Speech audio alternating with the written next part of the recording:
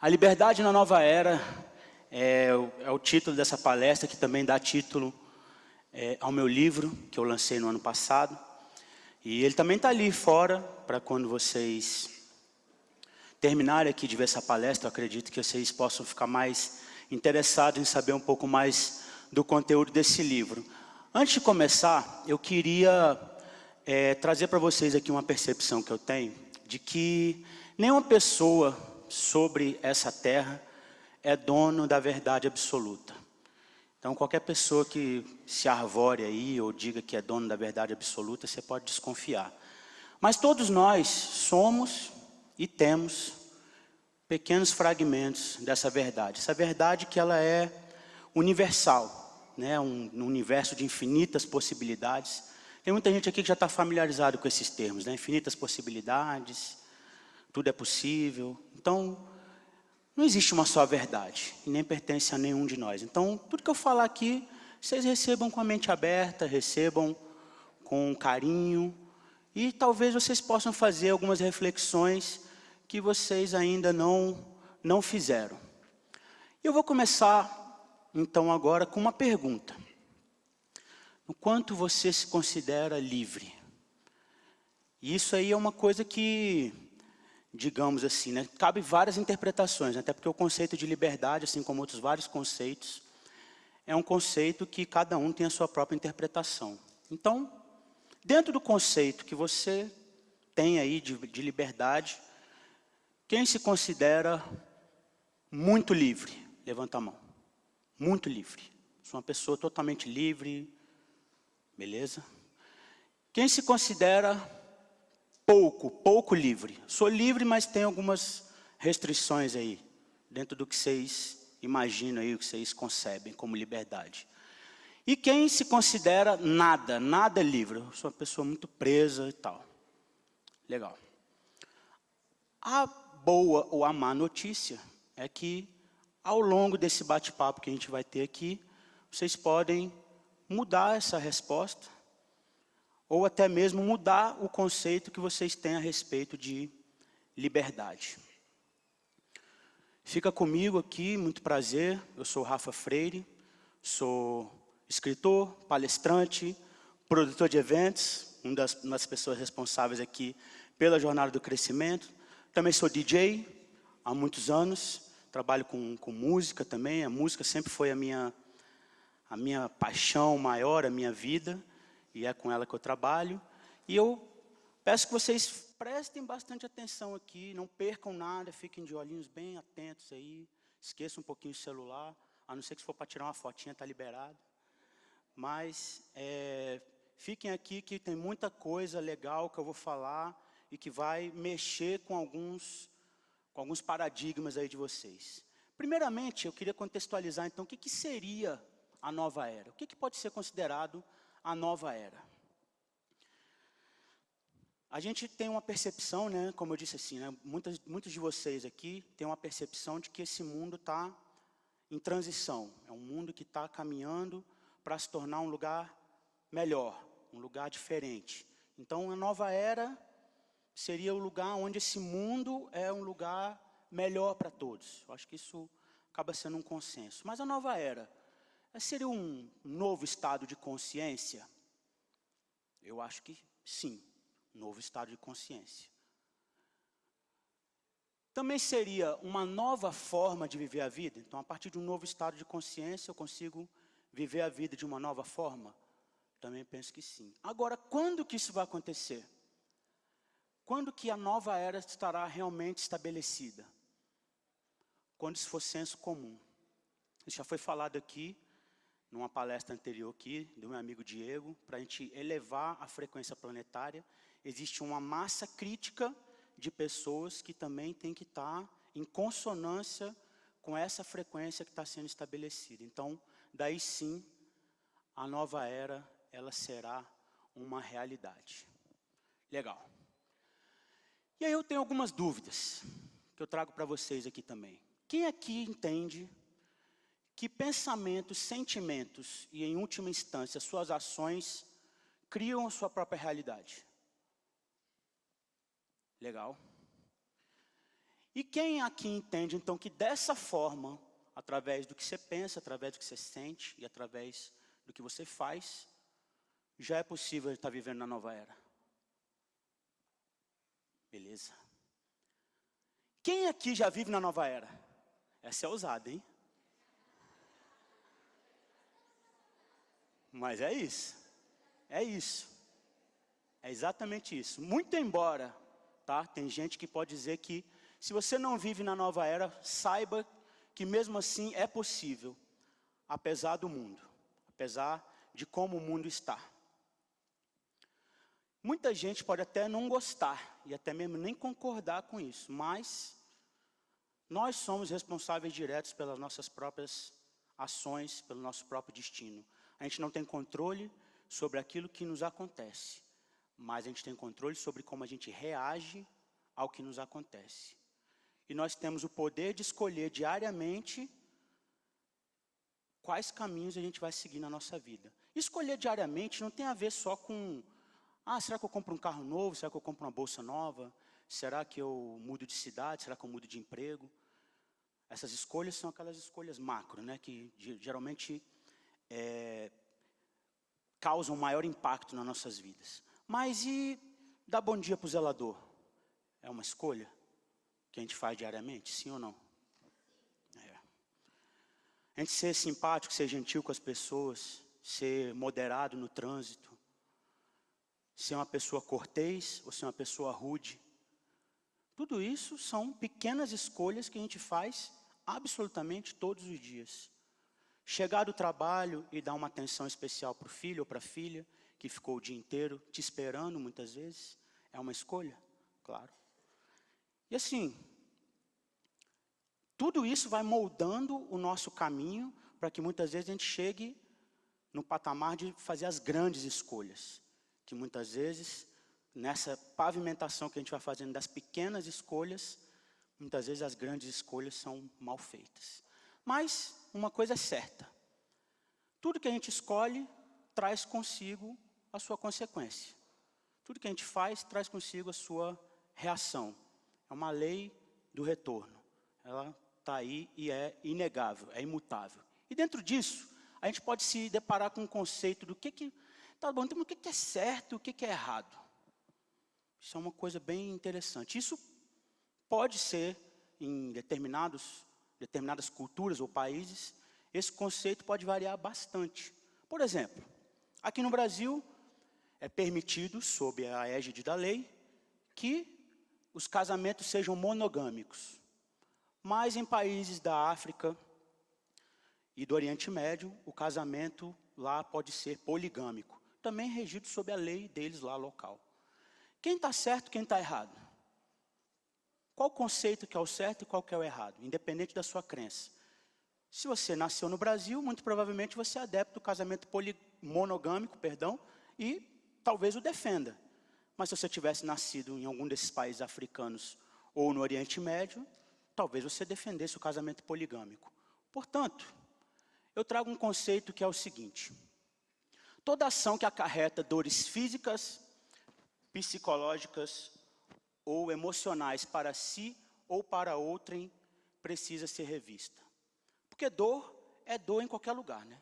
Quanto a isso, não tem dúvida. Quem sente ou quem causa dor, a dor não é só aquela dor que a gente sente aqui no corpo, não, né? Aquela dor que a gente sente no coração, a dor de uma traição, de uma desilusão, uma dor de fome, etc. Então, tem dores nos mais variados níveis. Então, dor é um conceito universal. Dor é dor, sempre. E qualquer ação nossa que cause dor para a gente ou para outra pessoa, merece ser revista.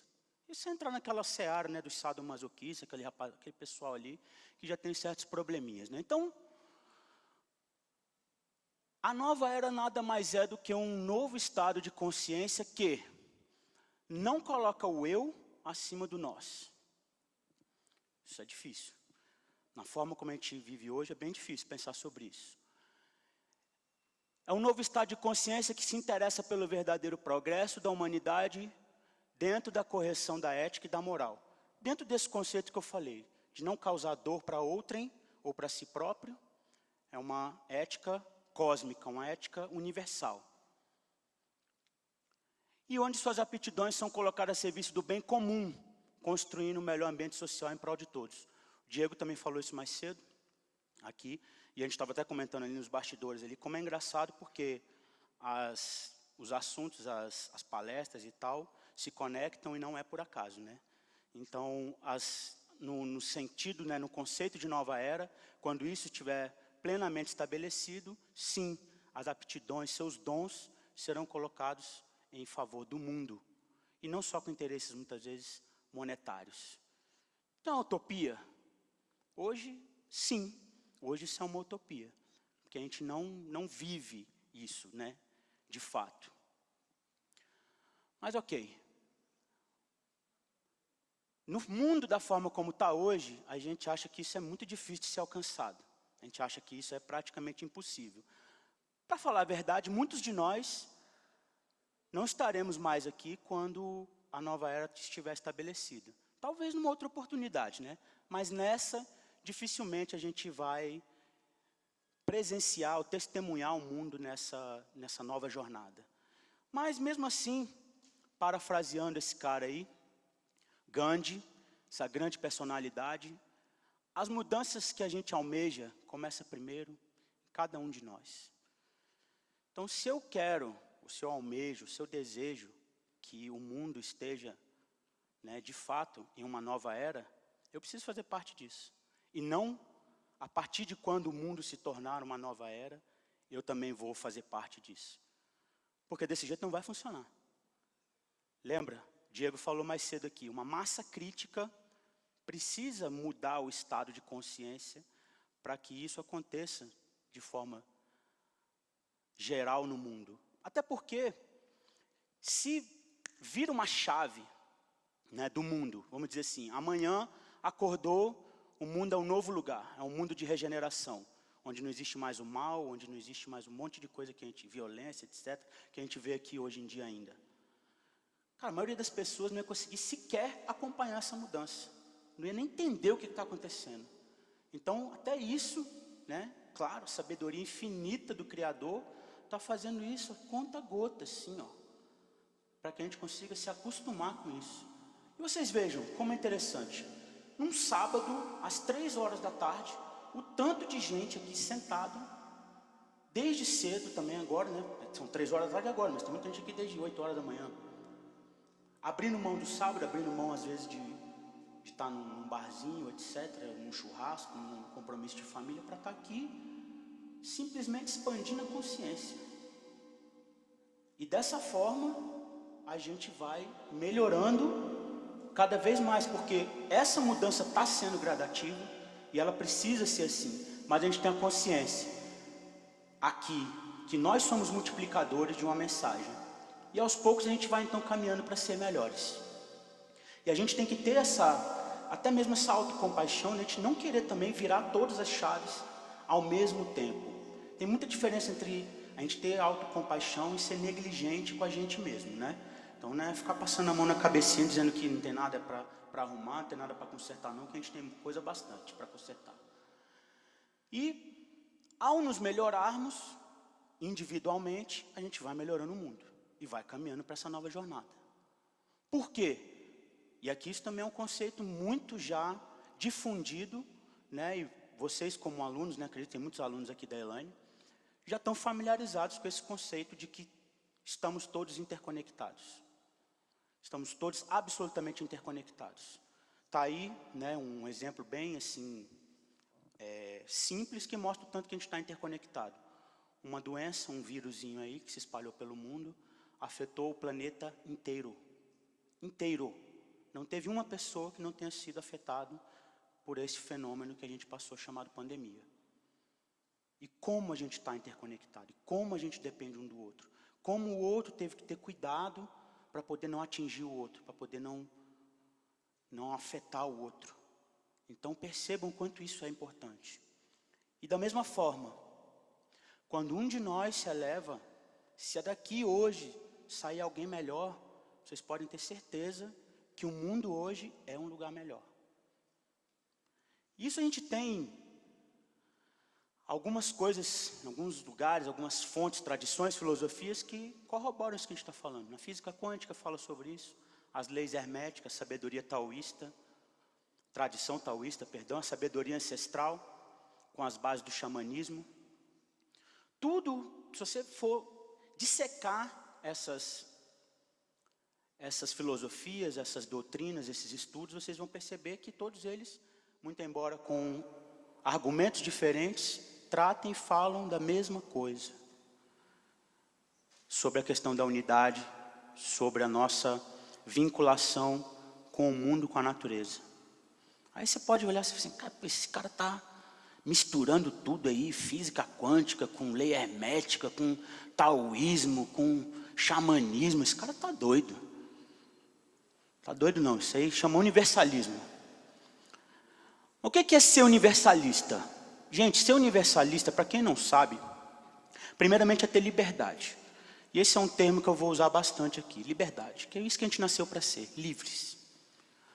Ser universalista significa que você pode ler, ouvir, beber em cada uma das fontes que você bem entender, seja religiosa, filosófica, através das suas próprias vivências, e de que forma, da forma que isso faça você ser uma pessoa melhor, um espírito melhor e contribua para que o mundo seja melhor, sem se prender a nenhum dogma, sem se prender a nenhuma ritualística, sem estar manipulado ou com medo de ninguém.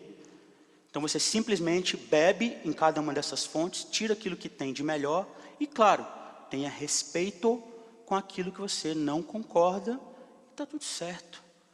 Isso é ser livre, isso é ter liberdade, isso é ser universalista. Por quê? Buda não era budista. Jesus não era cristão. Krishna não era um Vaishnava. Maomé não era islamita. Esses conceitos aí, eles vieram depois, através dos discípulos deles. Eles eram esses caras aí, que eu fiz questão de botar todos juntos ali, sorrindo e todos juntos na mesma imagem, porque é isso aí mesmo.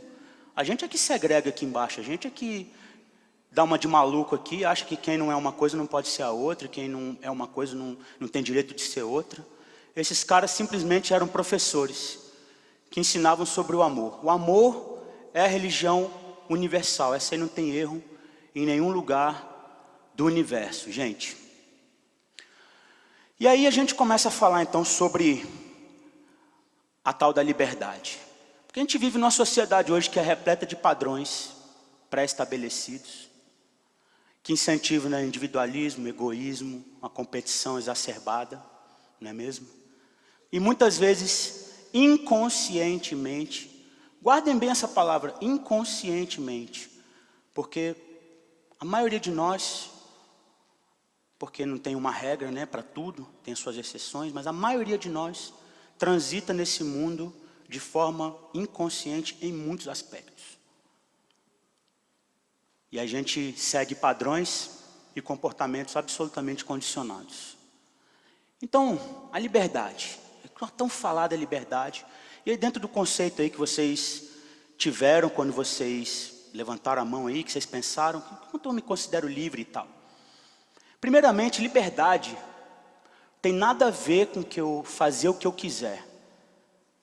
Muita gente confunde esse conceito, né? Então, liberdade tem nada a ver com isso. Principalmente dentro daquele contexto que eu estava falando, né? Sobre nova era. O eu não é acima do nós, é o contrário, né? O nós acima do eu. Então, ter liberdade não tem nada a ver com desrespeito, não tem nada a ver com egoísmo, não tem nada a ver, nada sobre isso. Ter liberdade é você ter consciência para agir e decidir melhor. E é ter autoconhecimento para entender os seus dons e as suas limitações. Legal olhar para isso. Muita gente não sabe, não quer, nunca ouviu falar. Mas essa palavrinha aí, autoconhecimento, vocês vão escutá-la cada vez mais.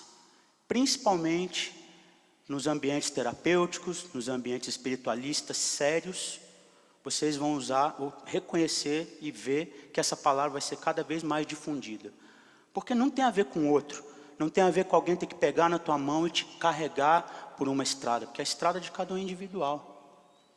Então, só você sabe onde teu calo aperta e onde você consegue ser melhor. E aí, dentro de toda essa confusão que a gente vive hoje, encontrar paz de espírito acaba sendo a liberdade real. Quanta gente não almeja essa tão falada paz de espírito, né? Que o pessoal não sabe nem por onde começar a procurar isso. E aí eu vou mostrar para vocês aqui onde a gente não procura e onde a gente vai acabar encontrando.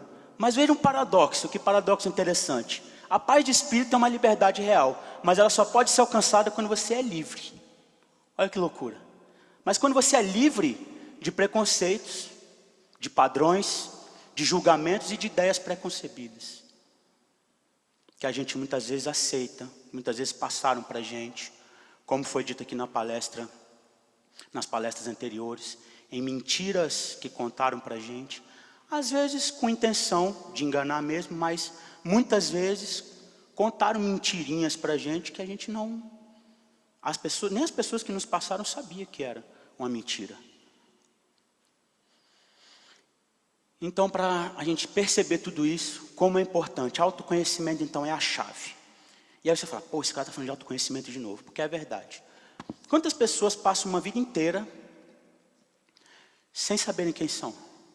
Porque vivem uma vida absolutamente frenética, uma correria insana de trabalhar, não sei o quê, correr, vai no mercado, vai não sei aonde, cuida de filho, assiste televisão, assiste Netflix, vai no cinema, vai num restaurante, numa festa. A vida está aceleradíssima, né? A gente tem essa percepção de que a vida está muito acelerada.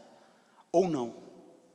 E quantas vezes a gente não consegue parar e dar um intervalinho para a gente mesmo, para a gente se cuidar, para a gente se entender, para a gente se conhecer. E aí muitas vezes sim, olhar para dentro de si é muitas vezes enfrentar o desconhecido. E dá medo, né? Porque a gente sabe, quando a gente olha para dentro de verdade, a gente sabe que tem ali umas coisinhas meio esquisitas, né? Tem um preconceitozinho ali sim, tem uma coisinha esquisita ali, às vezes uma vaidade, um orgulho, alguém que você precisa perdoar. Sentimentos ruins mesmo, a gente está aqui nesse mundo, gente, é para evoluir. Então assim, como eu falei, ter autocompaixão não significa ser negligente, mas quando a gente deixa de olhar para dentro com medo dessa sombra, a gente também deixa de entender o quanto a gente é belo, o quanto nós temos luz dentro da gente, o quanto nós somos pessoas boas, temos muitas qualidades. E na verdade, nós temos muito mais qualidades do que sombra, do que defeito. Mas a gente precisa cuidar de todos. E aí vamos lá, tem vezes que a gente fica meio, tá, mas e aquele problema, e aquele trauma, e aquela confusão? Aí tem uma brincadeira que eu coloco no meu livro. E aí às vezes a gente olha para um desses demônios internos aí. Tem alguns que são bem cabeludos mesmo. Não estou tirando a seriedade, nem muito menos o peso, né, de determinadas situações que as pessoas, claro, passam e sofrem na vida. Mas tem alguns daqueles que a gente pensa que é muito grande, e quando a gente vai chegando perto e tal, a gente vê com um coelhinho de pelúcia. Isso acontece muitas vezes. E aí você vai chegando perto devagarzinho, vai meio que quebrando o gelo ali e tal. Pô, vamos conversar aqui, vamos entender que motivo de tanto barulho interno é esse aqui e tal. E aí, pô, vamos sentar, vamos tomar um café aqui, vamos bater um papo, entender, vamos se conhecer. Porque olhar para dentro, né, muitas vezes entender, mergulhar no desconhecido. E aí você vai vendo que eles meio que vão se acalmando, meio que vão deixando de ser tão feios assim. Então chamem os demônios de vocês para tomar um café, bater um papo com eles de vez em quando. Porque também, através do autoconhecimento e através do conhecimento, isso que eu estou fazendo aqui hoje, gente, é pura expansão da consciência. Como eu falei aqui antes de começar, eu falei algumas vezes durante esse dia, isso aqui é pura expansão de consciência. Por quê? Muitas vezes vocês estão aqui agregando informações que antes vocês não tinham. E agora vocês têm. E quando eu tenho mais informação, quando eu sou mais consciente, então é bem mais provável que eu cause menos dano para o mundo e consiga ajudar mais. Expansão da consciência é como se fizesse assim, né? Como a gente está olhando um Maps ali, um Google Earth ali, como se desse um zoom out assim, né? A gente vai afastando, né? Vai vendo a rua, o bairro, a cidade, o país e etc. Você vai vendo os caminhos, tanto as estradas e etc. Você está vendo o quê? Com mais amplitude. Expansão da consciência nada mais é do que isso. Você começa a olhar as coisas com mais amplitude. Começa a perceber determinadas coisas, determinados caminhos. E consegue o quê? Discernir melhor. Por conseguinte, você consegue ter mais liberdade para decidir. Porque você tem cada vez mais elementos sobre os mais variados temas, sobre os mais variados assuntos. Por isso que eu sempre fui adepto de ter a mente aberta. Eu desde muito novo bebo em várias fontes diferentes. E aí, é claro, você lê muita porcaria, você vê um monte de coisa que não presta, você filtra isso. Você vai aprendendo também a elaborar um senso crítico cada vez melhor. Vai, diante de uma mesma informação, de um mesmo tema, você procura ali 3, 4, 5 opiniões diferentes. E autoconhecimento, gente, bate muito aqui com a intuição, com aquilo que você sente no teu coração, que é a verdade. Porque é a tua verdade, já foi falado isso aqui também. A tua verdade não é igual à verdade do coleguinha, não. E a gente tem que parar de se comparar, parar de tentar olhar para a jornada do coleguinha, que a sua jornada já é muito difícil, para você ficar olhando para a jornada do coleguinha. E quando a gente abdica de ter conhecimentos, a gente muitas vezes fica preso e sem saber. E aí é que mora o perigo, porque a pior prisão que a gente pode viver é aquela que a gente pensa que é livre, porque a gente nunca vai procurar saída. Uau! Lembra que no começo eu perguntei para vocês aqui, quem se acha muito livre? Pá, alguém levantou a mão. Quem se acha pouco livre? Pá, outra pessoa levantou a mão. Mas a grande realidade é que dentro de um sistema que a gente vive hoje, isso não tem nada a ver com teoria da conspiração não, tá? Se vocês lerem, né, procurarem, derem um Google, para vocês entenderem quais são os grupos econômicos que dominam ou que gerenciam, ou que são majoritários nas maiores companhias do mundo, vocês vão perceber que são os mesmos grupos econômicos. Ou seja, a maior parte da riqueza do planeta está concentrada na mão de poucas pessoas. E é claro, quem tem muito, ainda mais com o tipo de pensamento, de atitude que esses caras têm, e quer sempre mais. E a gente, que está aqui, vamos dizer, na base da pirâmide, para eles, pouco nos importa. E eles usam de métodos para nos manter dessa forma.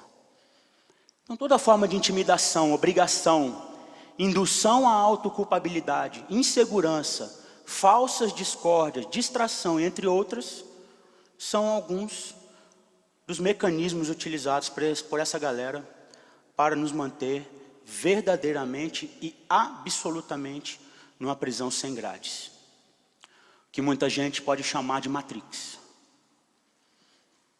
Você fala, pô, começou o papo aí de teoria conspiratória, mas não é. Assim, a grande realidade é o seguinte: querem que a gente pense isso mesmo, tá? Que a gente é bem livre, que a gente tem absoluto controle sobre a nossa vida, a despeito do que aconteceu com a história da pandemia. E isso é uma coisa muito séria, porque todo mundo teve as suas perdas e etc. Mas vocês viram como é possível manter as pessoas sob controle, seja sob qual argumento for. Então as pessoas abrem mão das suas liberdades individuais em detrimento de alguma coisa que teve a sua gravidade, e cada um dentro daquilo que entendeu como sendo grave nessa situação, mas todos tiveram que obedecer uma mesma determinação. E a Matrix funciona dessa forma. Que é um sistema de aprisionamento mental e sufocamento espiritual. A obliteração espiritual é uma espécie de um sufocamento que vai sendo gradativo. Para que a gente esqueça do nosso papel, da nossa divindade. E o que a gente está aqui fazendo nesse mundo e nesse universo. E aí muita gente que se diz desperta, e eu gosto de falar bastante sobre isso, porque muita gente começa a olhar e fala, porque eu sou desperto, porque eu estou ajudando a despertar a humanidade. Cuidado com isso. Arrogância espiritual é uma coisa perigosíssima. Nós não somos despertos, nós iniciamos um processo de despertar. E a gente acha que está fora da Matrix, mas não está. Todo mundo com seu celularzinho aí? Matrix. Todo mundo com a sua redinha social, funcionando e tal. Outras pessoas sim, outras não. Matrix. Você frequentou escola, faculdade? Matrix. Você segue alguma religião? Matrix. É um software que roda nesse planeta. Para que a gente transitasse fora da Matrix, e tem gente que fala isso, como sair da Matrix? Estando aqui na situação que a gente está, nesse mundo, a chance disso acontecer é zero. Para que você estivesse fora da Matrix, você teria que ter nascido numa ilha deserta, nunca ter tido contato com ninguém nesse mundo aqui. Ou numa propriedade rural, isolada, sem acesso à internet, televisão, nunca ter frequentado escola, etc, etc, etc. Aí tu fala, porra, então, estamos lascados, né? Mas a gente tem um papel. Falei aqui mais cedo, aqui a gente está expandindo a consciência. E aqui eu quero trazer, como outras pessoas também quiseram trazer, elementos para que agreguem informações que antes vocês não tinham. E muito embora não seja possível a gente estar fora da Matrix, ou transitar fora da Matrix, a gente pode perceber algumas coisas e fazer uma redução de danos. Então, a gente consegue filtrar determinadas coisas. Televisão, que tipo de música a gente ouve, que tipo de leitura a gente faz. Tudo isso, a gente vai filtrando e a gente vai conseguindo se distanciar um pouco e reduzir os danos. E cada vez mais pessoas que a gente consiga atingir, multiplicar com a nossa mensagem, com o nosso exemplo, principalmente, que não é só falar, a gente tem que agir de acordo com aquilo que a gente fala, né? A gente vai conseguindo ser agente de mudança.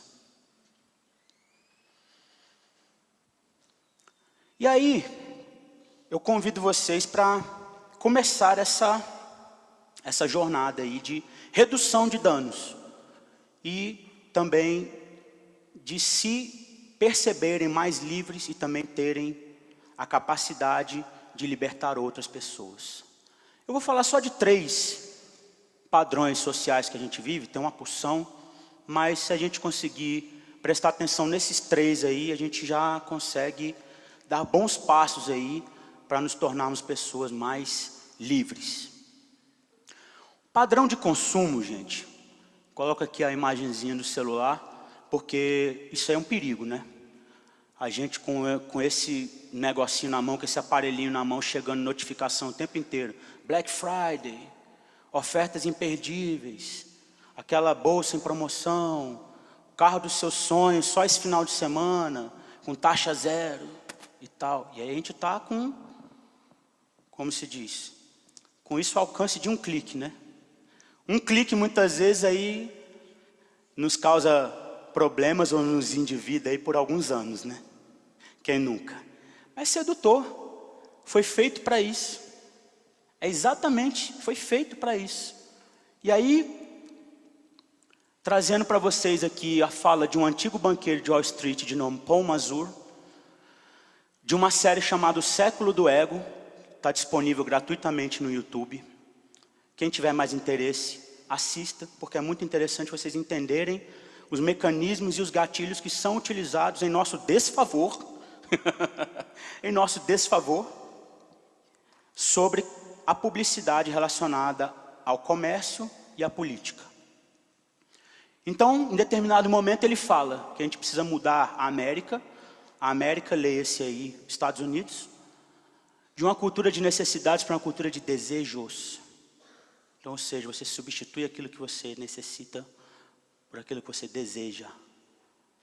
E aí eles se incentivam que as pessoas devem ser treinadas a desejar, querer coisas novas. Mesmo antes que seu celular fique velho, mesmo antes que seu carro fique velho.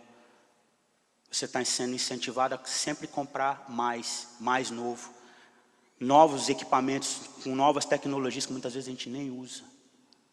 Mas a gente quer ter o mais novo, a gente quer ter o melhor. Porque a gente foi ensinado a isso. Por isso que a gente está aí o tempo inteiro, recebendo propaganda, publicidade, full time, em todos os lugares, criando necessidade que a gente não tem. E o consumismo, muitas vezes, e aí passa por uma questão novamente do autoconhecimento, porque o consumismo muitas vezes esconde algumas necessidades intrínsecas aí, ou implícitas, melhor dizendo. Às vezes a gente está com a necessidade de reconhecimento, de aceitação ou de valorização. Nós somos seres gregários, né? A gente vive em sociedade, em grupos, e a gente tem uma necessidade de ser acolhido, de ser bem recebido, de ser bem visto, de ser bem quisto. E muita gente ainda acha que isso pode ser feito através de coisas, de objetos. A nossa sociedade ainda valoriza muito a aparência. E aí existe uma tendência em dar mais importância ao ter do que ao ser. Isso aí já se tornou até um clichê, né, dentro dessa galera do desenvolvimento pessoal. Mas tem seu fundo de verdade? Claro. E quantas pessoas vocês conhecem, ou já ouviram falar, que anda de Ferrari, helicóptero, avião, e tem um caráter e uma índole tanto quanto duvidosos? Consumir não é um mal em si mesmo. O que a gente tem que prestar atenção é em não ser usado pelo consumismo, não ser utilizado por essas pessoas, não ser utilizado por esses argumentos. E aí a gente pode fazer umas perguntinhas, porque autoconhecimento basicamente é se fazer perguntas e responder de uma forma mais sincera possível. Porque, como diz aquela música, né, mentir para si mesmo é sempre a pior mentira, né? Mas tem muita gente que faz isso. Então, quando você começa a se fazer determinadas perguntas e busca a resposta de forma sincera, você está se autoconhecendo. Você tem a oportunidade de se melhorar e de identificar aquilo que você tem de bom. E aí, quando a gente se depara com a questão de comprar ou não comprar, aí tem umas perguntinhas que a gente pode fazer. Pô, preciso disso mesmo agora? Eu tenho dinheiro para comprar isso ou vou me endividar? Eu estou querendo impressionar alguém com isso que eu estou querendo comprar? Eu estou com essa necessidade, em algum nível de reconhecimento, de aceitação, de valorização? E aí você responde sinceramente. E o impulso da compra, não se engane, o impulso da compra é totalmente emocional. Se você consegue resistir àquele primeiro impulso de comprar o que quer que seja, conseguir dar um passinho para trás e formular essas perguntas, eu tenho quase certeza que você vai conseguir fazer a avaliação correta se você precisa ou não precisa comprar aquela coisa. E o que eu estou querendo dizer para vocês aqui, gente, não é para fazer voto de pobreza, não é para doar tudo para caridade, não é nada disso não. O que eu estou querendo dizer para vocês aqui tem a ver com o caminho do meio, tem a ver com equilíbrio. E uma tradição budista que fala sobre isso. O próprio Buda, Siddhartha Gautama, para quem não conhece a história, ele era um príncipe que vivia num castelo, e o pai dele, com a melhor das intenções, e é bom que se diga isso, porque já foi falado aqui dos erros que nossos pais cometeram com a gente, né? Eu vou falar disso daqui a pouco. E muitas vezes foram erros inconscientes, que eles com certeza deram o melhor que eles podiam por nós. E o pai do Buda, a mesma coisa. Então o que ele quis fazer? Ele queria privar ele, no bom sentido, de que ele tivesse contato com as mazelas do mundo. E aí, quando ele estava mais velho um pouco, ele ficava só no ambiente ali do castelo, ali numa bolha, né? E quando ele estava mais velho um pouco, ele andando na rua com um dos seus conselheiros, seus assessores, enfim, se depara com doença, morte, fome, e ele fica horrorizado com aquilo que ele nunca tinha visto. E aí ele fala, não, isso aqui é a realidade do mundo. E aí ele, opa, não mereço viver tudo que eu vivo e o mundo está passando por toda essa miséria. E aí ele próprio se colocou voluntariamente numa situação de penúria, quase morreu. E aí, é claro que não foi só isso, mas uma das conclusões que ele chegou, quando de sua iluminação, é que o caminho do meio é a melhor alternativa sempre na nossa vida. Nem o prazer extravagante, nem a abnegação exagerada, porque ambos geram sofrimento. Então, caminho do meio, gente. Quem não gosta de ter um carro legal, uma casa legal, roupas legais, um relógio legal? Todo mundo não só pode querer isso, como deve ter essas coisas sempre que possível, sabe?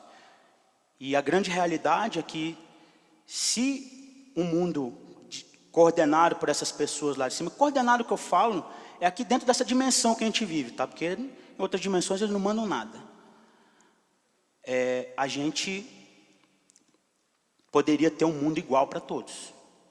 Poderia ter todo mundo atendido nas suas necessidades.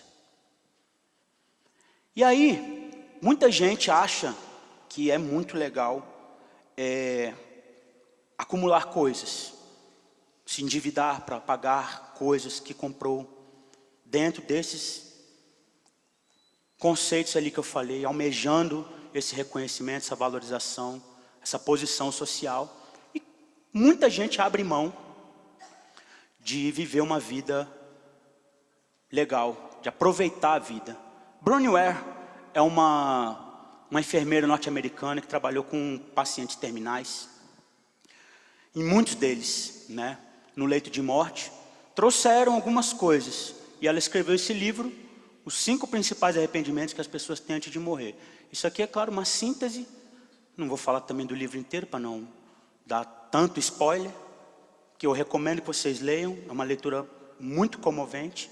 Mas muita gente chegou no final da vida avaliando o passado e reconhecendo que podia ter uma vida pessoal melhor. E como as suas relações com os amigos e com a própria família foi prejudicada. E as pessoas lamentaram por ter a falta de coragem de confiar em si mesmas e não seguir os exemplos dos outros. Que eu falei agora há pouco. Cada coleguinha aqui está na sua própria jornada, na sua própria caminhada. A gente tem que parar de ficar se comparando e observando como é a jornada do coleguinha. Prestar atenção na gente. As pessoas sentem no fim da vida que não tiveram coragem o suficiente para exprimir seus sentimentos. Quantas vezes a gente ouviu falar disso daí? Um pai que faleceu, uma mãe que faleceu, uma tia, um avô, e você não disse que amava, você não disse que aquela pessoa era importante para você. E quantas vezes você também passou por determinadas coisas no âmbito familiar, ou de amizade, etc. e tal, com coisas que te incomodavam e você não teve coragem de falar. Não é agredir, não é ofender, não é xingar, não tem nada a ver com isso. Mas você se colocar, você ser verdadeiro com aquilo que você gosta e com aquilo que você também não gosta. E finalmente, muitos não chegaram a compreender, mesmo no leito de morte, que a felicidade tinha muito mais a ver com liberdade de escolha. Liberdade de escolha, gente, de vocês serem quem vocês nasceram para ser. E ao mesmo tempo, vocês também entenderem que todo mundo tem a liberdade de escolher ser quem nasceu para ser. E essa que é a grande beleza, esse aqui é o grande X da questão. Agora vamos falar dos padrões de profissionais de carreira, que foi falado aqui na primeira palestra do dia, quando a gente teve a missão de alma do Diego. Desde muito novo a gente vem sendo moldado, né? Isso foi falado aqui, vocês viram também. A gente vem sendo moldado ali, desde pequenininho, a seguir um determinado caminho que é mais ou menos parecido com isso daí. Até tomei a liberdade de colocar aqui uma capa de um álbum do Pink Floyd, chamado Welcome to the Machine. E aí você vê ali uma esteirinha ali, ó. Nasceu, escola, trabalho, família, morte. Mais ou menos esse script que eu coloquei para vocês aqui. E ainda teve lá um bonequinho lá que fugiu da linha de produção ali, ó. Fugiu da linha de montagem. Ele é identificado na mesma hora, apontado. Está fora do padrão. Está fora do script. E aquilo ali quem é que faz? Nós mesmos. Alguém que é fora do padrão, alguém que é fora do script, alguém que não atende os padrões sociais, a gente aponta. Olha o diferentão aí, ó. E muitas vezes a gente se depara com um dilema entre ser bem-sucedido perante a sociedade ou ser feliz. Dá para ser as duas coisas? Claro. Mas, muitas vezes, muitas pessoas se deparam com esse dilema aí. E aí, porque está seguindo os padrões, está seguindo determinados padrões, está com o seu comportamento condicionado, está repleto de crenças limitantes ali, muitas vezes a pessoa abdica de ser feliz para poder se mostrar bem-sucedido. E quantas pessoas são infelizes profissionalmente falando? E que já foi falado aqui também. Acorda insatisfeito, vai para o trabalho, vive um dia interminável, uma semana interminável, meses intermináveis. Só quer que chegue a sexta-feira, só quer que chegue às 18 horas. Só quer que chegue o dia da aposentadoria, porque vive uma vida absolutamente medíocre, infeliz. Porque não é só dinheiro. Toda essa energia negativa vai te cobrar um preço ao longo da vida, essa ansiedade, esse estresse. Isso vai impactar diretamente nas suas relações interpessoais. Entre você chegar do trabalho cansado, de saco cheio, de um dia de porcaria que você teve, e aí vem sua filhinha, seu filhinho, papai, mamãe, vamos jogar uma bola aqui, vamos brincar, lê uma historinha para mim? Não, papai hoje está de saco cheio, papai precisa, não filha, depois, não filho, depois a gente brinca. E aí se joga no sofá ali, assiste uma televisão, dá aquela anestesiada, né? Às vezes um copinho de uísque, às vezes um remedinho, um antidepressivo, etc. Think about it, pense sobre isso. Realização profissional tem a ver com aptidão, mais propósito. Aptidão é aquilo que você nasceu para fazer, são seus dons naturais. E propósito é como você coloca essa aptidão à disposição, a serviço do mundo. Aí a gente, uau, que coisa, né? Difícil. Opa, foi demais. Vou voltar tudo aqui. Como descobrir o meu propósito? Aí, de novo, autoconhecimento. Dê minhas sugestõezinhas aqui. Em que você trabalharia se você não dependesse de dinheiro? Uma questão. Em qual trabalho ou profissão você não estaria contando os dias, as horas, para poder chegar em casa, para poder sair, etc. Entregaria resultados por prazer, não por obrigação. O que você está disposto a fazer para realizar suas ideias e obter o sucesso que você deseja? Tem gente que não está disposto a fazer nada, mas também não tem direito de reclamar. E tem muita gente por aí que está disposta a fazer pouco e reclamar muito. Acredite firmemente nas suas ideias. Acredite firmemente na sua intuição, no que o teu coração fala, a despeito do que o mundo estiver falando. Não se preocupa com o que as pessoas estão pensando e dizendo a seu respeito. Vou contar uma coisa aqui que talvez vocês não tenham se atentado. Muita gente se esforça para ter uma vida perfeita, né, entre aspas. E para seguir os padrões ali, tudo aquilo que a sociedade espera daquela pessoa. E às vezes você empreende um esforço absurdo, indo contra completamente a tua essência, aquilo que você nasceu para ser, aquilo que você gostaria de fazer. É óbvio que você vai viver uma vida de merda, com o perdão da palavra. E a gente tem um hábito ainda de fazer determinados julgamentozinhos, né, do coleguinha, e falar mal do coleguinha.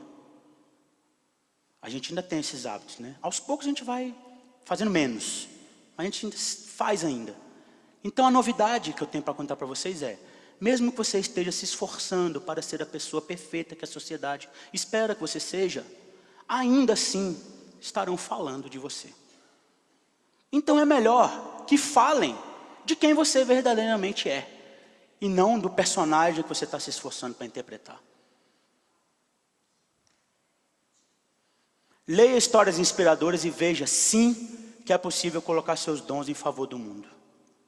Quantas e quantas e quantas pessoas têm colocado seus dons a serviço, a favor do mundo.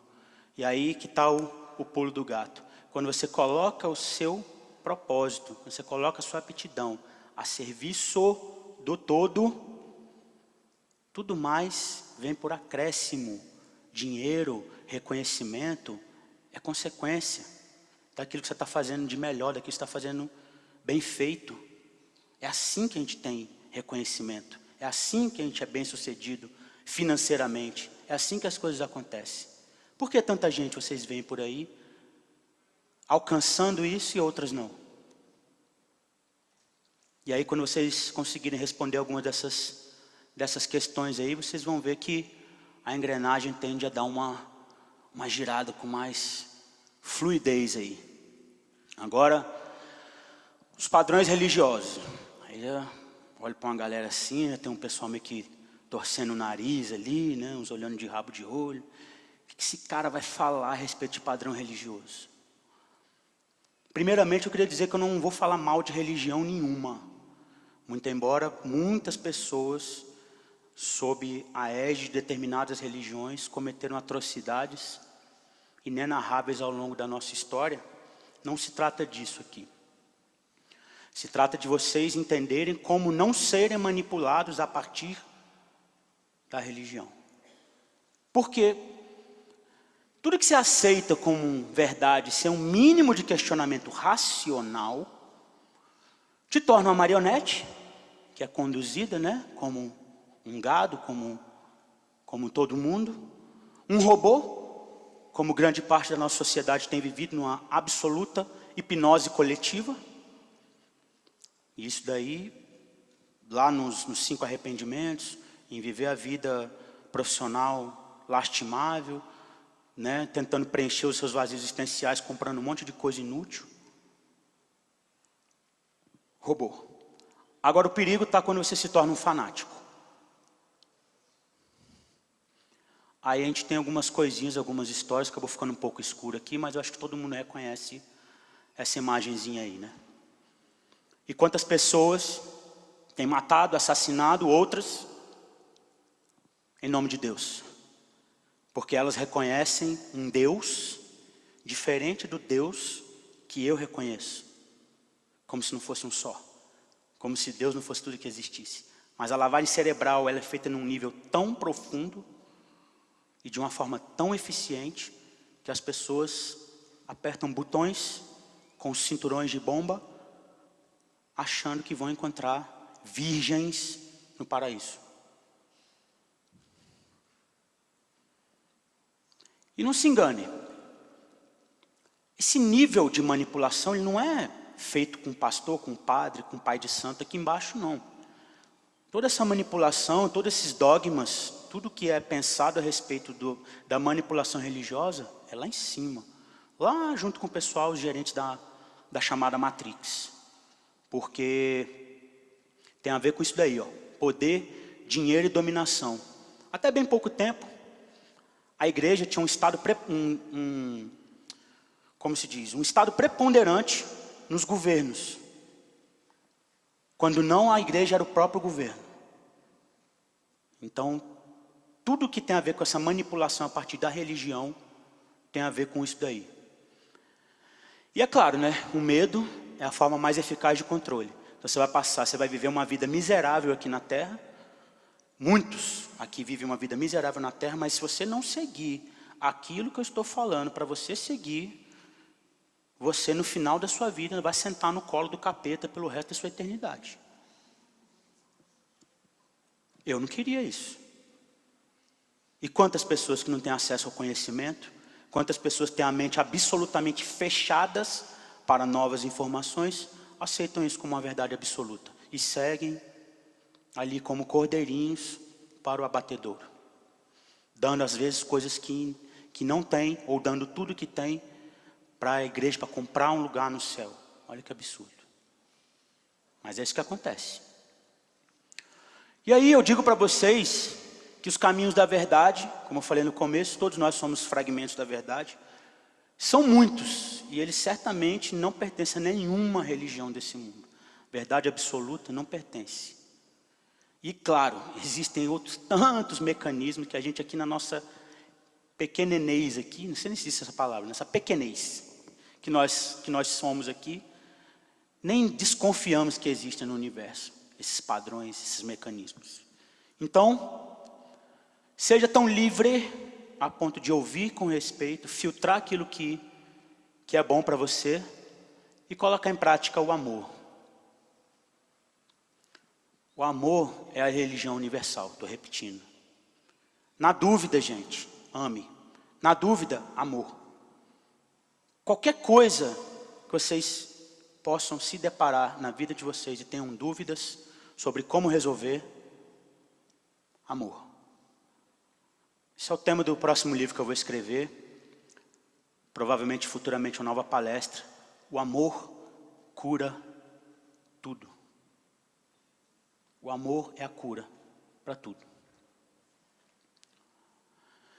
E é claro, a gente vivendo numa sociedade dessa forma, com tanta pressão, com tanta coisa acontecendo, cheio de padrões sociais, vai gerar um nível de cobrança. Claro, autocobrança, cobrança do seu meio, das pessoas que estão ali ao seu redor.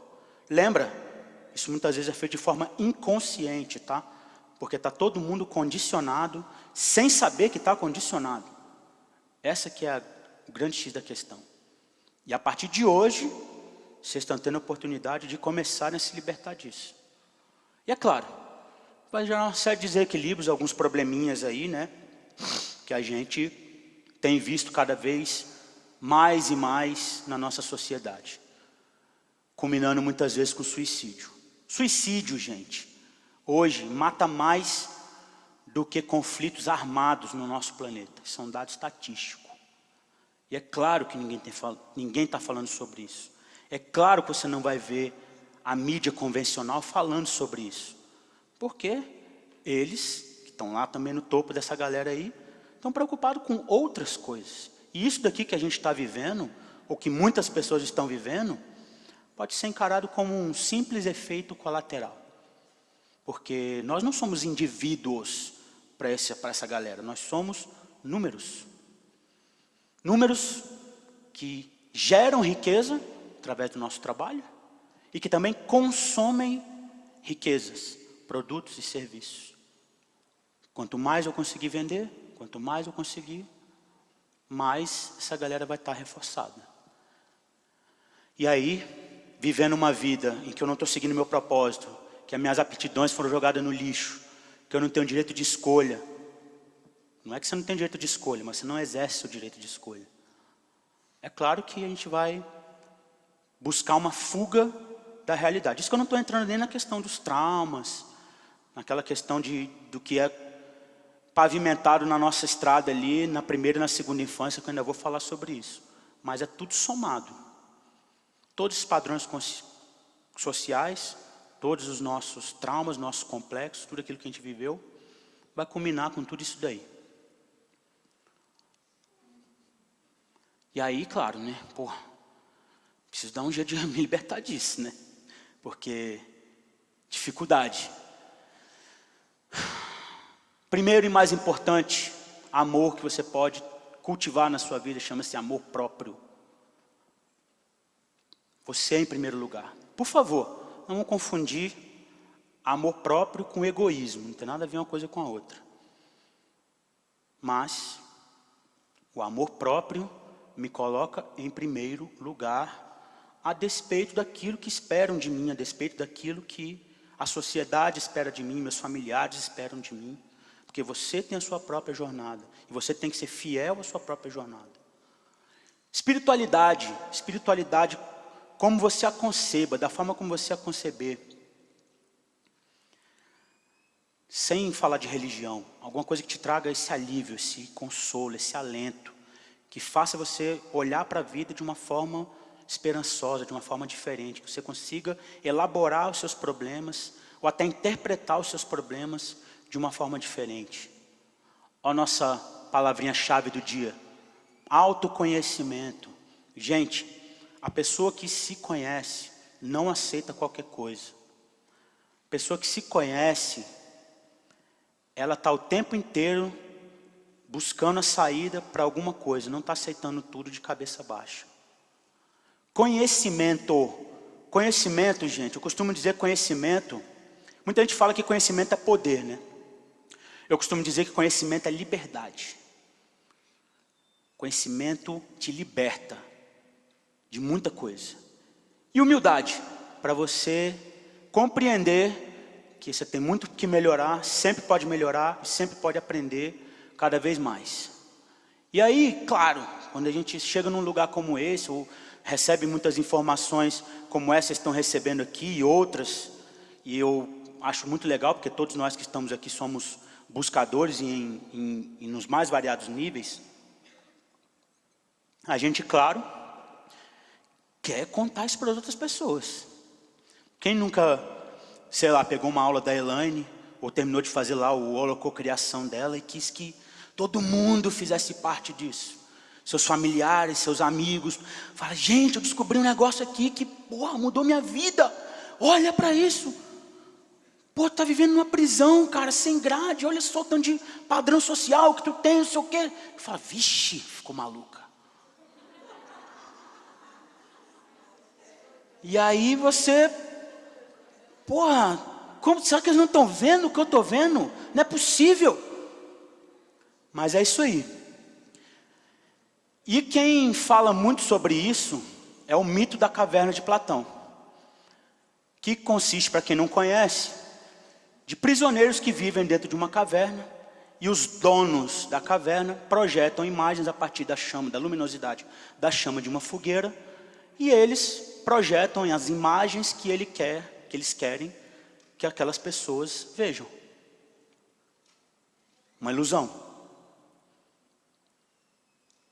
Comparado com o que a gente vive hoje, né? Qualquer semelhança com o que a gente vive hoje, não é mera coincidência. E aí o que acontece? Um belo dia, um dos prisioneiros consegue se soltar, consegue se libertar e vai até o mundo exterior. E lá, ele vê que a realidade não é como contaram para ele. E aí ele quer voltar para libertar os demais.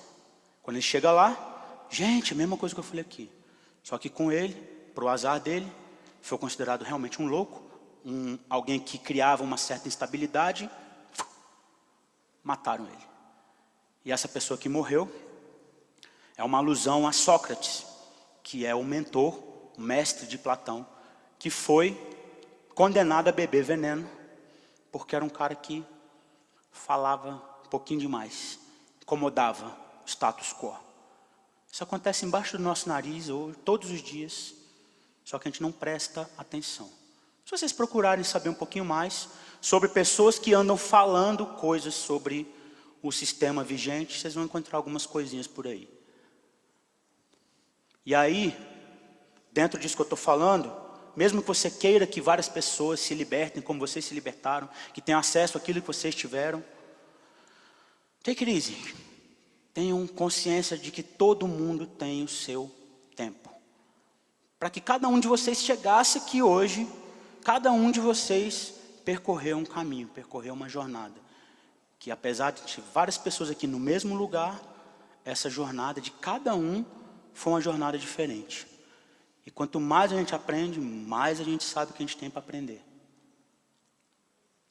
E os caminhos do autoconhecimento e da espiritualidade são infinitos, literalmente. Como eu disse para vocês aqui, os caminhos de cada um aqui, muito embora possam se parecer na superficialidade, quase não sai, eles diferem nas experiências que vocês tiveram no passado. E produziram efeitos mais diversos. E a verdadeira espiritualidade, gente, ela não segrega, ela agrega. Tem muita gente, como eu falei, se acha muito desperto, se acha muito espiritualizado, começa a olhar para os outros assim, né? Ah, eu sou... Ah, coitado. Ainda está nessa coisa aqui, ainda está assistindo Big Brother, coitado. E aí você se depara muitas vezes em ambientes, em grupos, com o tema espiritualidade, expansão da consciência, evolução, não sei o que, lá. E aí você vê, às vezes, você sabe que a pessoa tem um nível de consciência um pouco menor mesmo. Faz uma pergunta que para muita gente já é ridícula, mas para ela não é. E o que acontece com essa pessoa? É ridicularizada, humilhada, escrachada. E eu fazia parte de um monte desses grupos no Facebook, no WhatsApp, não sei o que. Eu saí de todos. Porque eu não sabia que espiritualidade que era essa que essas pessoas estavam em contato. Porque a espiritualidade que eu conheço é uma espiritualidade amorosa, uma espiritualidade acolhedora, uma espiritualidade receptiva, tolerante, porque os nossos guias, nossos mestres que estão em outras dimensões, eles olham para a gente como criança, batendo com a cabeça no parquinho, puxando o cabelo do coleguinha. Eles olham para a gente desse jeito. E com que audácia, com que ousadia a gente olha para o coleguinha que está aqui na mesma jornada que eu. Isso aí, ó, tem muito para caminhar ainda, como se ele não tivesse. Mas é isso. Quando a gente adquire consciência, a gente fica apto a dar até mesmo aquilo que a gente não recebeu. E é isso que vocês estão fazendo aqui hoje. Estão recebendo um monte de informação.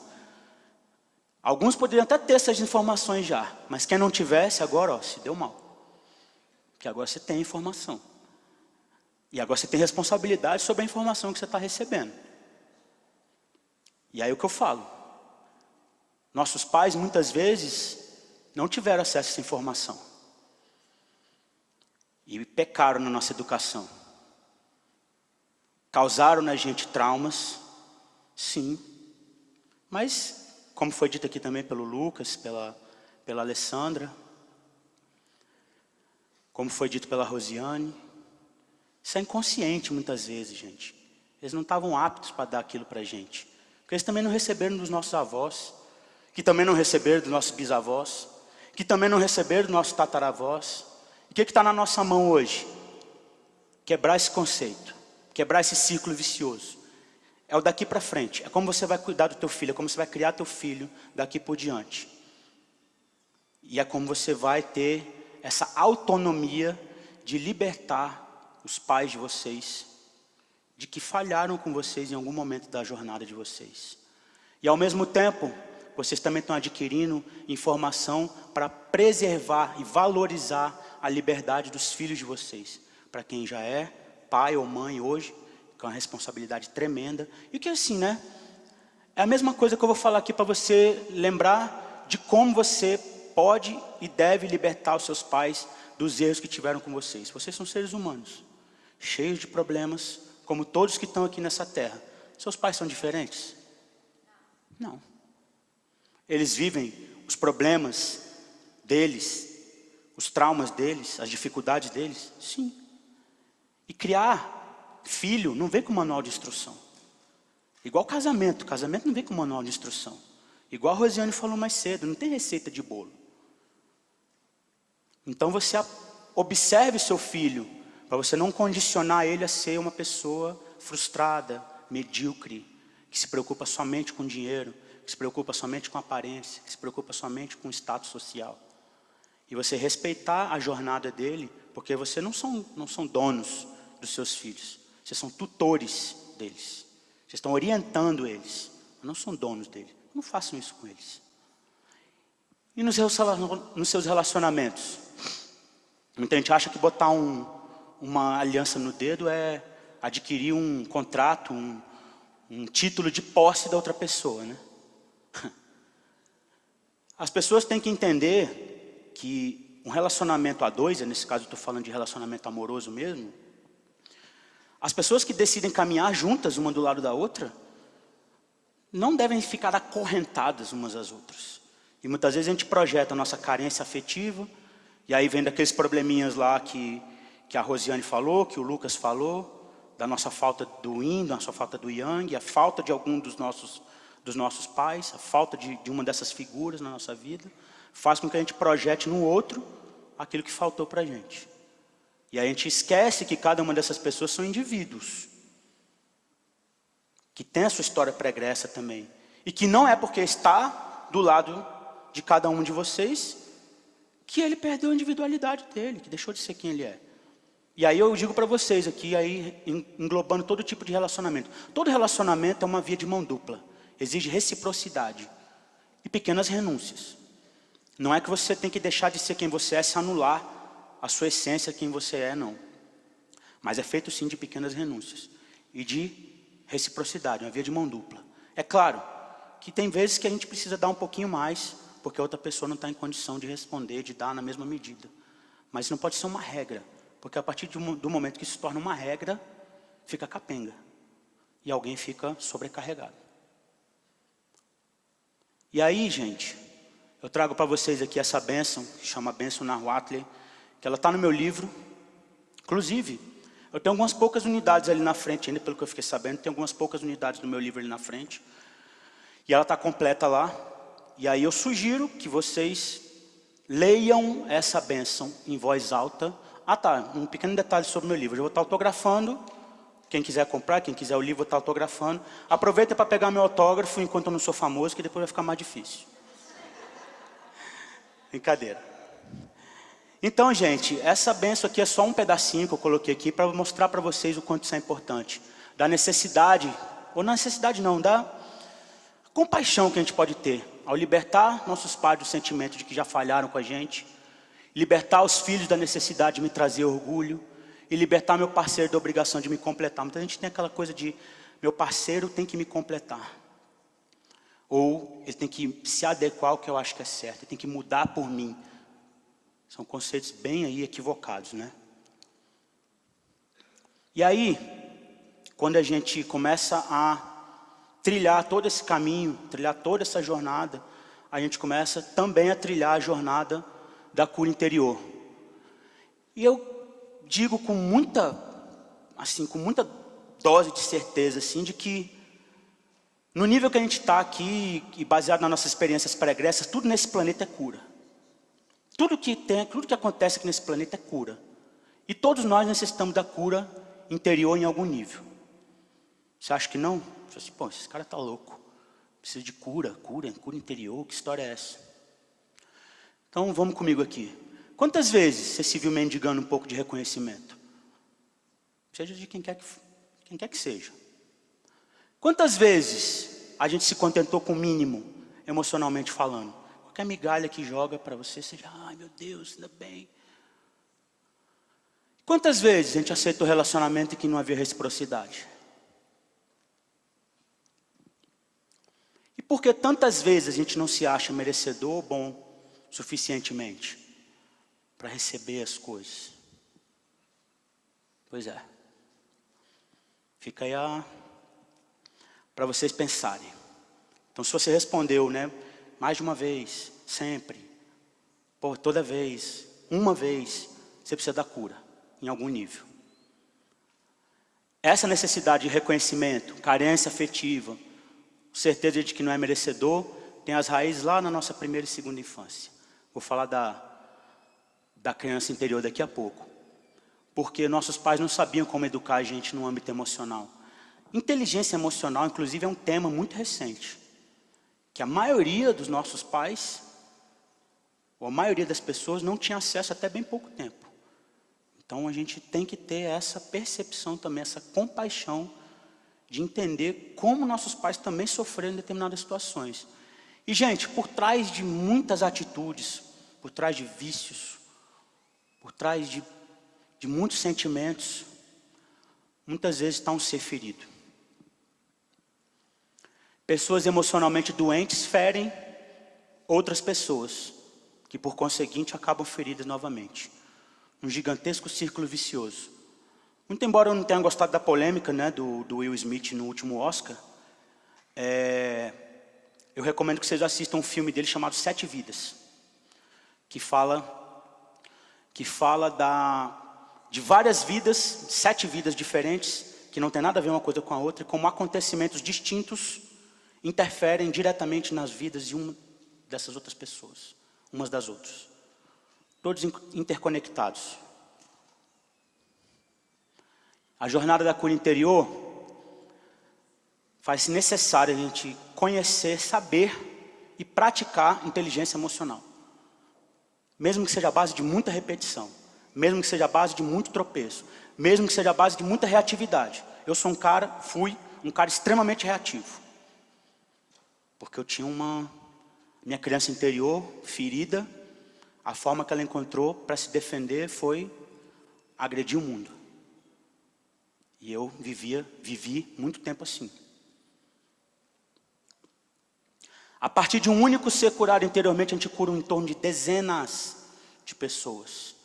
Não dá para mensurar aonde reverbera a energia de um único ser curado.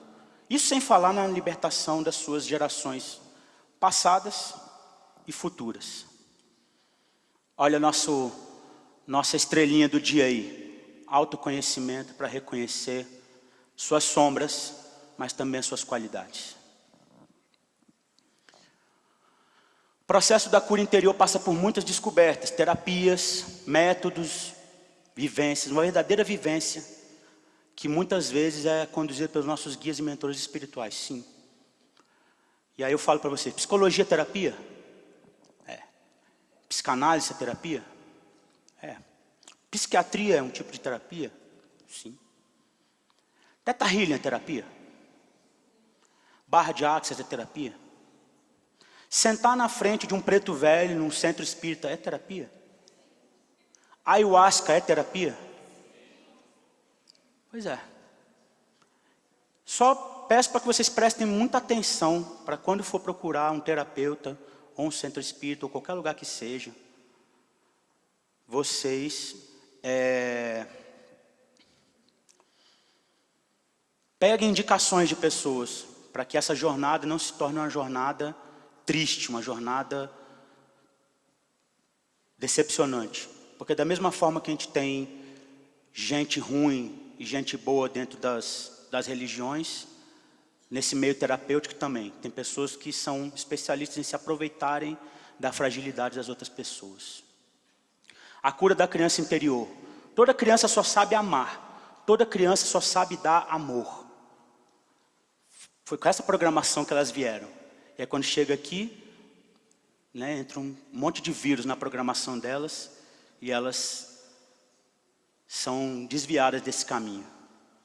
E muitas vezes a criança interior, a nossa criança interior, foi humilhada, foi esquecida, foi abandonada, foi espancada, foi abusada, foi negligenciada. Então, dentro desses processos também, faz-se mister cuidar da criança interior. Porque essa criança interior, ela está dando os sinais dela para o mundo, o tempo inteiro. O perdão consciente é uma decisão minha, perdoar quem me fez mal. Eu posso escolher não perdoar, mas eu posso escolher perdoar e colher as benesses disso. Porque o perdão consciente, você pode falar, porra, mas o cara me fez mal, o cara me sacaneou, a pessoa fez isso, fez aquilo contra mim e tal. Mas primeiramente, quando você perdoa, você está libertando a pessoa que te fez mal? Sim. Mas você está se libertando em primeiro lugar. Costumo dizer que sentir ódio, mágoa, ressentimento, rancor, raiva, é beber veneno e esperar que o outro morra. Então optem pelo perdão consciente. Eu não estou falando que é fácil, não. Claro que não. Cada um sabe o que sofreu, com o que sofreu. Mas é uma escolha. E a partir dessa escolha que você faz, e diariamente, a Elaine não fala sobre o Ho'oponopono?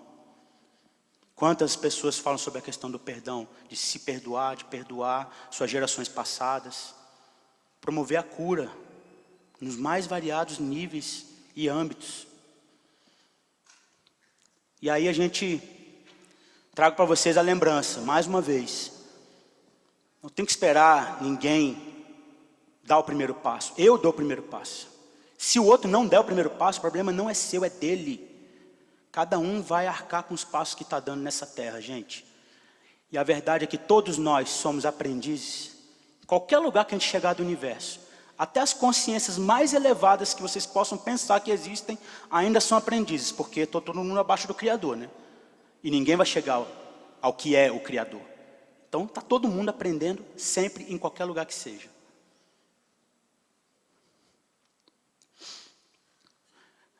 E aí nós nos tornamos caminhantes, né, dessa jornada.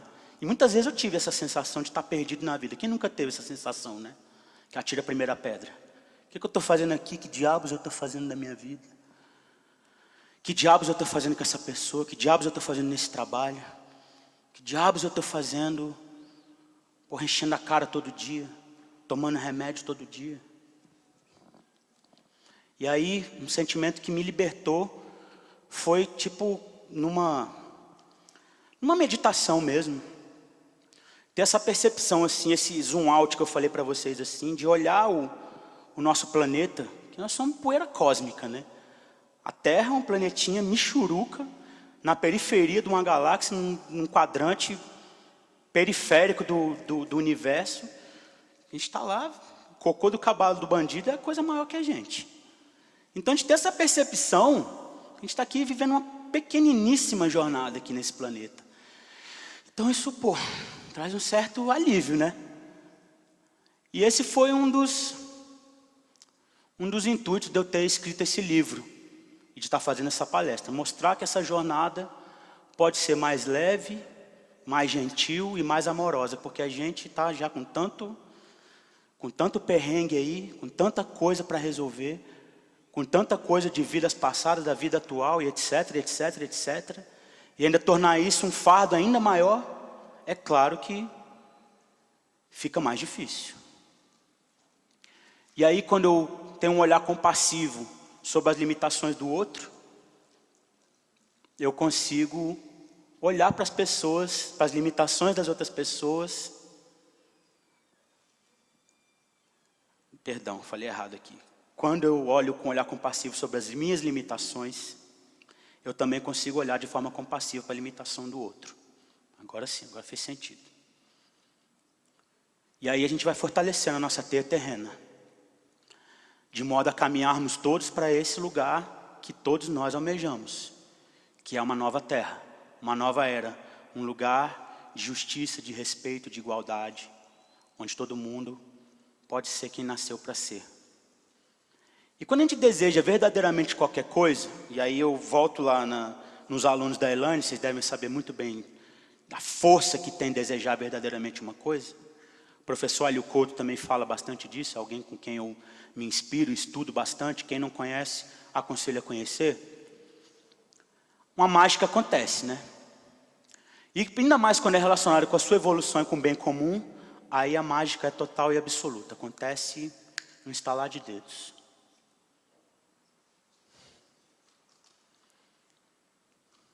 Gente, nós somos eternos caminhantes de uma grande jornada, infinita jornada cósmica.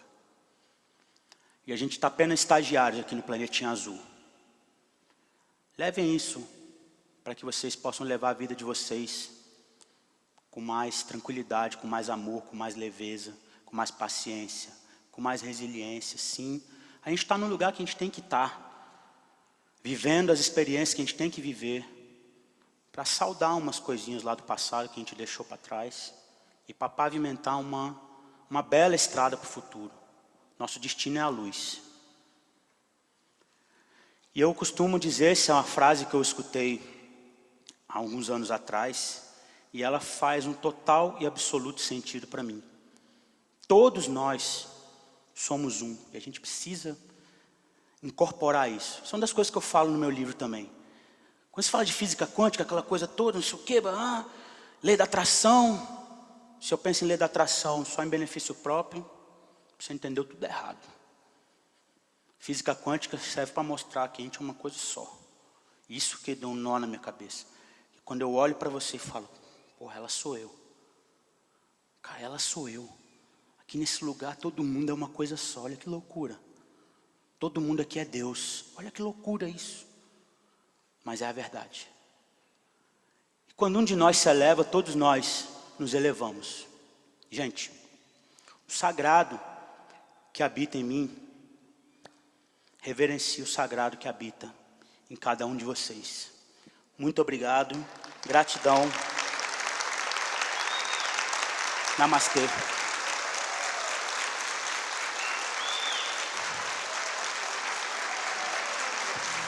Namastê.